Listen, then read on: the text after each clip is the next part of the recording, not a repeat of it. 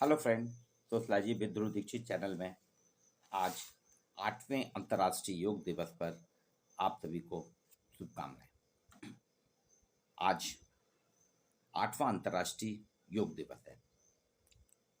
भारत सरकार के प्रधानमंत्री आदरणीय नरेंद्र मोदी जी की पहल पे संयुक्त राष्ट्र संघ में इस पर काफ़ी चर्चा हुई और फिर 21 जून को निर्धारित किया गया कि योग दिवस के रूप में मनाए जाएंगे। योग क्या है? योग भारत की एक सनातन परंपरा है। योग वास्तव में विज्ञान और गणित के सूत्रों जैसे विज्ञान में अपन सूत्र रहते हैं, फार्मूले रहते हैं, गणित के सूत्र रहते हैं, दो अंकों के बीच में विभिन्न प्रकार के सूत्र लगा के हम उनका गणितीय योग निकालते हैं, वही योग है। योग यानी जोड़ना। भारत में तो एक सनातन परंपरा चली आ रही है। भगवान शिव सबसे बड़े योग गुरु हैं। शिव ही सबसे बड़े योग गुरु, उन्हीं ने ही योग दिखाया। योग वास्तव में हमारे जीवन की चर्या है। योग एक महाविज्ञान है। डॉक्टर नरेंद्र कुमार नीरज जो आपके पतंजलि योगपीठ हरिद्वार के निदेशक हैं, उनका कहना है कि योग महाविज्ञान है। ये विज्ञानों का विज्ञान है योग। इसमें गणित भी है, फिजिक्स भी है, केमिस्ट्री भी है, बायोलॉजी भी है, एरोनॉटिक्स भी है, मरीन साइंस भी है, ओशियोग्राफी भी है, ओशनोग्राफी भी है, सभी विज्ञान, सोशल साइंस भी है इसमें। जिस तरह से ये स्वभाव प्रकृति को प्रतिस्थापित करते हैं, उसी तरह से योग जो है एक विज्ञान है। योग भी विज्ञान मतलब प्रकृति और मनुष्य के साथ जुड़ता है। बाकी सभी विज्ञान देखिए प्रकृति के साथ जुड़ के मनुष्य की सेवाएं करते हैं, मनुष्य के लिए जीवन सरल करते हैं। जटिलता को सरलता में बदलने का नाम योग है। हमारा जीवन जैसे जैसे कॉम्प्लेक्स हो रहा है, जटिल होता जा रहा है, तो उसको सरल करने के लिए हम विज्ञान का प्रयोग करते हैं। विज्ञान हमारे जीवन को सरल करता है। योग भी एक विज्ञान है। चाहे जितने भी वैज्ञानिक हों, साइंटिस्ट हों, चाहे वो एपीजे अब्दुल कलाम हो, भौतिक विज्ञानी अल्बर्ट आइंस्टीन हो, वाटसन हो, हरगोविंद खुराना हो, सीवी रमन, रामानुजम, जगदीश चंद्र, एसएन बोस, ये कहीं ना कहीं किसी ना किसी प्रकार से शिव, दत्तात्रेय, याज्ञवल्क्य, पतंजलि, गोरखनाथ, ये सब योग विज्ञान के आविष्कारक हैं। भगवान शिव जो है सबसे बड़े गुरु हैं योग के, उसके बाद आया। अब योग में काफ़ी चर्चा होती है। कुछ लोग कहते हैं कि 1 घंटे योग नियमित योग करना चाहिए, कुछ कहते हैं 2 घंटे करना चाहिए। देखिए ऐसा कोई भी नियम नहीं है, ना ऐसा कोई नियम बनाइए। आप 8 पहर जो हैं, 8 पहर में अलग अलग पहरों में जब आपको सुविधा हो उस हिसाब से करिए। वैसे सबसे बढ़िया समय रहता है सुबह उठने के बाद, दैनिक कर्मों से निवृत्त होने के बाद आप 10 मिनट 15 मिनट जितनी आपकी सामर्थ्य है उतना आप कर लीजिए। और भोजन के बाद तो सोना भी नहीं चाहिए। ये भी एक प्रकार का योग है कि आप भोजन करने के बाद जो सो जाते हैं वो सोए नहीं, बल्कि भोजन करने के बाद शांत चिंत बैठ के अपने क्रियाकलापों का मनन करें। रात को सोने के पहले भी 5-10 मिनट के लिए मनन करिए, ओम का उच्चारण करिए। ये 8 पहर जो है आप योग कर सकते हैं। ये आपके ऊपर डिपेंड करता है। अब योग पे पत्रिका समाचार पत्र ने कुछ सर्वे कराया। वो कह रहे हैं कि 76% लोग, 76% लोग मन की शांति और स्वास्थ्य को, शरीर को स्पष्ट करने के लिए, शरीर को स्वस्थ रखने के लिए योग करते हैं। अधिकतर लोग बढ़ती उम्र और मोटापा घटाने के लिए योग करते हैं। सर्वे में आया है कि लोग जैसे जैसे उम्र बढ़ती है तो उम्र बढ़ने के साथ योग करने लगते हैं और वजन घटाने के लिए करते हैं। पत्रिका और रैंडम सैंपल सर्वे हुआ। 78.6% पुरुष और 21.4%, 21.4% इसमें महिलाओं ने भाग लिया। 46.8% सर्वे में कहा गया कि हम रोज योग करते हैं, जबकि 17.2% ने कहा हम दिन में, सप्ताह में 1 या 2 दिन ही करते हैं। 18.3% ने कहा हफ्ते में हम 3 दिन योगाभ्यास करते हैं। 87.6% लोगों का मानना है कि योग से उनको बहुत कुछ फायदा हुआ, उनकी दिनचर्या सही हो गई, उनको फायदा हुआ है योग से। दूसरी चीज, 13.5% लोगों का मानना है कि बिल्कुल भी योग नहीं करते। अभी भी देखिए योग के इतने फायदे हैं। कोरोना काल में तो लोग योग का बहुत फायदा हुआ और हम 8वां अंतर्राष्ट्रीय योग दिवस भी मना रहे हैं, जबकि हमारे सदियों से चल रहा है। फिर भी 13.5% लोगों का कहना है कि हम बिल्कुल भी योग नहीं करते। 21.7% लोग कहते हैं मोटापा कम करने के लिए। देखिए आपने अपना खान पान बिगाड़ा। कुछ भी हम पेट को डस्टबिन समझ के सब कुछ स्टोर करते रहते हैं तो मोटापा तो बढ़ेगा। व्यायाम नहीं करेंगे, चलेंगे फिरेंगे नहीं, लग्जरी लाइफ जिएंगे तो आपका मोटापा बढ़ेगा। और फिर आप करते हैं योग कि 21.7% कह रहे हैं योग करेंगे हमारा मोटापा कम हो जाए। 16.9% का कहना है कि हम तो देखा देखी बाबा रामदेव जी ने चलाया, टीवी चैनल में देखा, लोगों को देख रहे थे, पड़ोस में देख रहे थे किसी को कर रहा है, हम भी करने लगे। तो ये सर्वे के रिजल्ट हैं। देखिए 58% में लोगों ने कहा, सर्वे में 58% लोग कह रहे हैं कि उनके घर की महिलाएं योग करती हैं, मतलब महिलाएं कर रही हैं। वैसे भी महिला के जीवन दिनचर्या जो है हमारी भारतीय महिलाओं की, उसमें योग अपने आप हो जाता है, दिन में उनका इतना व्यायाम हो जाता है कि उनको योग की आवश्यकता ही नहीं है। लेकिन हाँ, लग्जरी लाइफ आपके जो हो रही उसके कारण प्रॉब्लम हो रही है।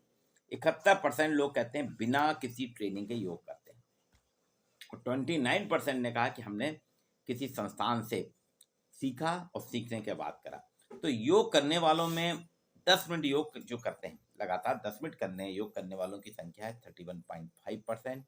90.1% लोगों ने स्वप्रेरणा से योग करना, कि भाई उनको लगा कि हाँ करना चाहिए, हमको अपने जीवन को, अपने लाइफ को अच्छा करना है, तो स्वप्रेरणा से करने लगे।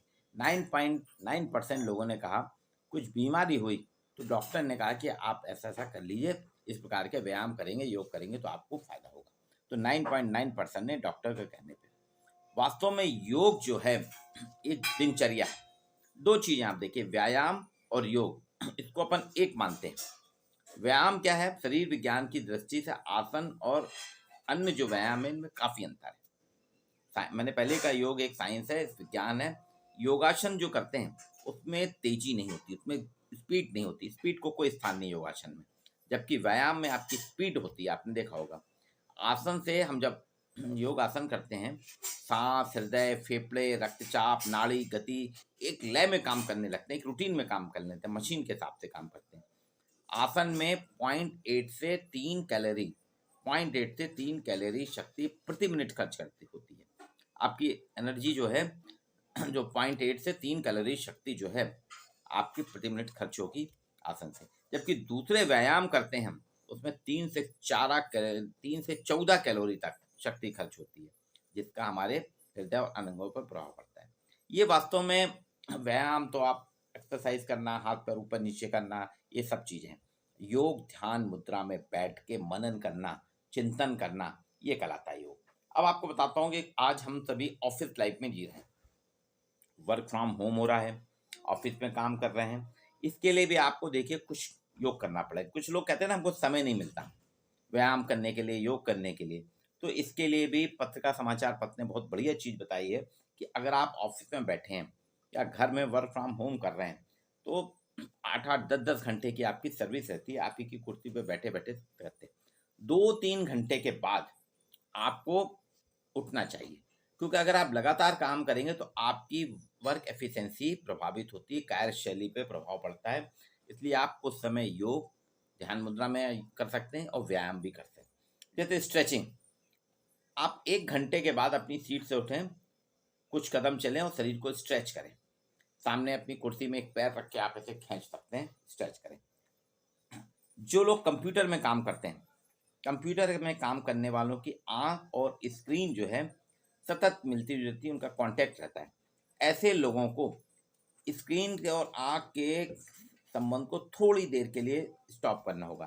तो इसके लिए आप क्या करते हैं, 1-8 घंटे के बाद में बीच में आप कार्यस्थल में, आपका कंप्यूटर स्क्रीन सामने है, कंप्यूटर में आप काम कर रहे हैं, पॉज करिए कंप्यूटर को और सिर्फ ऐसे करके आप बैठ जाइए और इस मुद्रा में आप थोड़ा चिंतन करिए, आंखें बंद कर लीजिए और आप देखेंगे कोई ज़्यादा देर नहीं करना, आपको सिर्फ 2-3 मिनट करना है।